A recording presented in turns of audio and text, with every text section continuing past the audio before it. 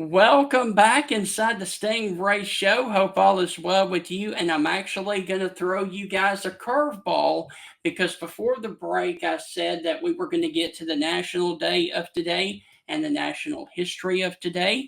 We will do that in the last segment, but right now, I am about to be joined by my good friend, Chris Lee of Southeastern 16 and from Vandy Sports to talk about the upcoming football season and a couple of the big storylines going into this 2025 college football season. Chris, how are things with you, my friend, up there near Nashville? Things are well, Stephen. Always a pleasure to join you, sir. So, Chris, briefly, it's rough right now being a Braves fan, isn't it? Oh, you had to bring that up, didn't you? I thought we were friends. Dude, man, what is going wrong with them? Anything and everything. Yes. I think a lot of it starts with health. They missed Acuna for the first month and a half, 2 months. Their best hitter, hands down. They lose seven to start off. They were without their best pitcher for a while. I'm not sure if he's normal. Well, I mean, their best pitcher, is it Chris Sale or is it Spencer Strider? I mean, either one. Now they're out without Sale, probably for at least another month. I mean, Schwellenbach, they're probably their other top pitcher. He's out for a while. I mean, you got their outfield can't hit outside of Acuna. I mean, you've just got all kinds of things going on. So, Chris, the SEC college football season begins on Thursday, August the 28th. When you go and look at the biggest takeaways, or I guess you would say the biggest storylines going into this season, what are a couple that pique your interest in the SEC? Well, nationally, I think, and this is holds as the case for the SEC. Also, I think just parity. I mean, we saw it last year in the playoff. You're seeing it again this year. Is the best team in the SEC Texas? Is it Georgia? Is it Alabama? Is it maybe LSU? Could it be Ole Miss after all the reload? I don't know. I mean, what's Florida going to be? I just think the overall unpredictability, and you have to excuse me, I've said this many times, but this is not college football of 5, 10, 15 years ago where the question is, can anybody beat fill in the blank? Georgia, Alabama, whoever, LSU. Now it's, okay, who's number one? It could be any number of teams. And to me, I think the parity and the competition across the board, and even that extends to lower in the league, as we found out last year with Vanderbilt, I think that was a story this year. Last year, I have no reason to think it's not going to be a story this year, too.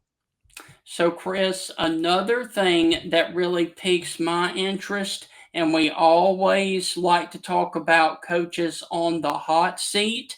What is going to be the issue with Kentucky and Mark Stoops and Arkansas and Sam Pittman? Your thoughts on both? Well, the issue with Stoops, I think, is money. Allegedly, it's 37-ish million that came up in a chat we were having on our channel yesterday as we talked about it. I'm not telling you for certain that's the number. I don't know, but that's going to be an issue. I don't know what the buyout for Sam Pittman is. Pittman's done a decent job, and Stoops has done a fantastic job at Kentucky by program standards. But the fans are wanting more in both cases. Stoops feels like he's leveled off, and at leveling off at Kentucky is still better than Kentucky generally has been both years. And with Arkansas, same thing. They lost a lot of players. I don't know if the continuity will be an issue for Sam Pittman this year, but I don't know what the buyout there is either. Right. But yeah, those are two names that when you start talking about guys that could be in jeopardy with the disappointing year, they're two that get mentioned a lot. And Chris, don't also sleep on Brent Venables if he has a bad year as well out at Oklahoma. Yeah, for sure. When we did this yesterday, we talked about four coaches that came to mind as hot seat guys. And the two that you mentioned before, Brent Venables and Hugh Freeze, were the four guys that we had listed in that tier.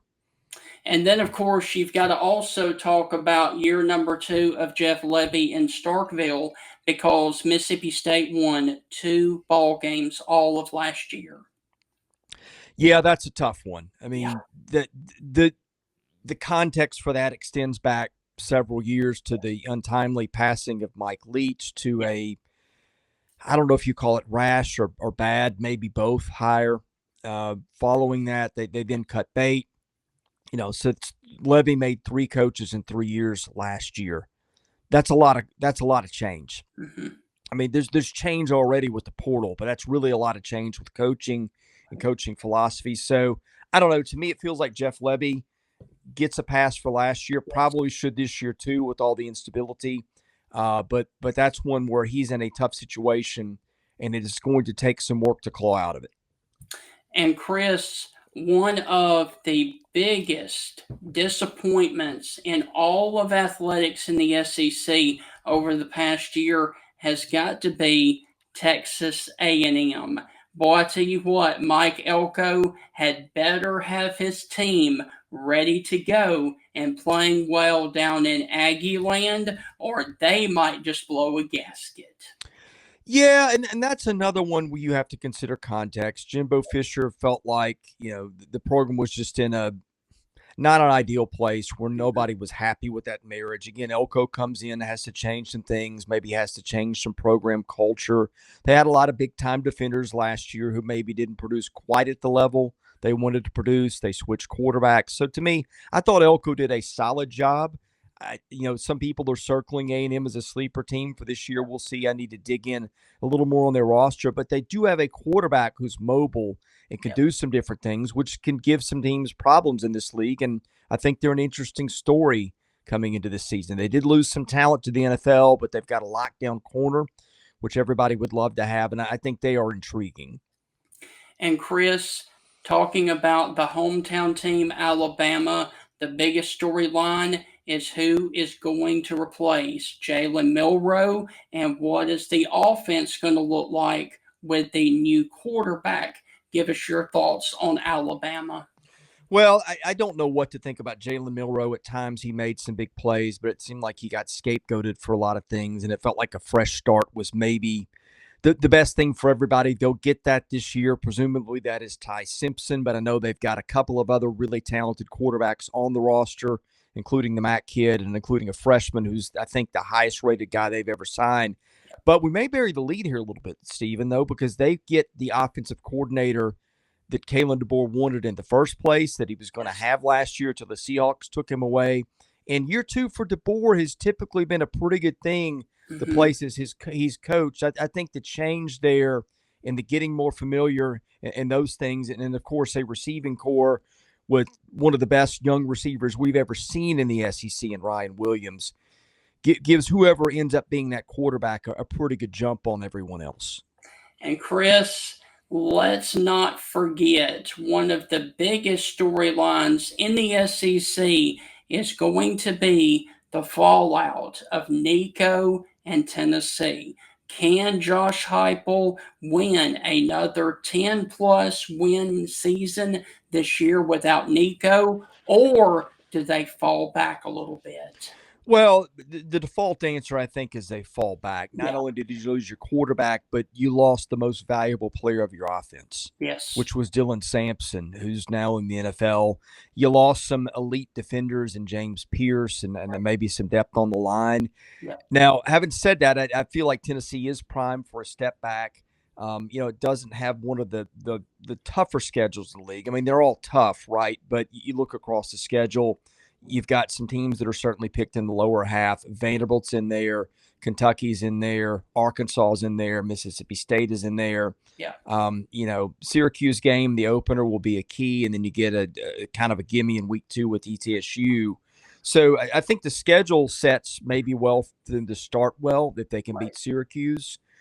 But, I've never really bet against Josh Heupel. It feels like he's always achieved at least the level they were expected, and sometimes a good bit more. And I think that counts for something too. So I don't know what to think of them because I can argue different ways.